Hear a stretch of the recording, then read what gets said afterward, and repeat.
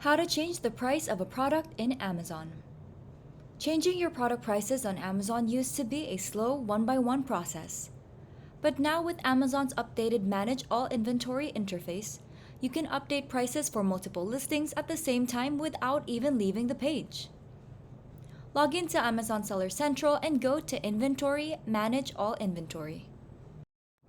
This page now gives you a cleaner layout and more powerful tools to manage your listings. It's more of a one-stop shop now. All you have to do is find the listings you want to update. And then you can edit the price field for multiple products right on this page. No extra clicks or separate windows. As you make changes, Amazon instantly recalculates your estimated revenue, so you know how much profit you'll make after fees before you even save the changes. Once you're happy with all of your update prices, just hit Save All. Amazon will confirm the updates and your new prices will go live shortly. If you want to go beyond price changes and really learn how to grow your Amazon business, like finding profitable products, sourcing smarter, and scaling faster, check out the OA Challenge in the description below.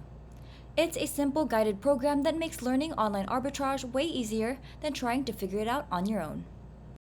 What are you waiting for? Try it now.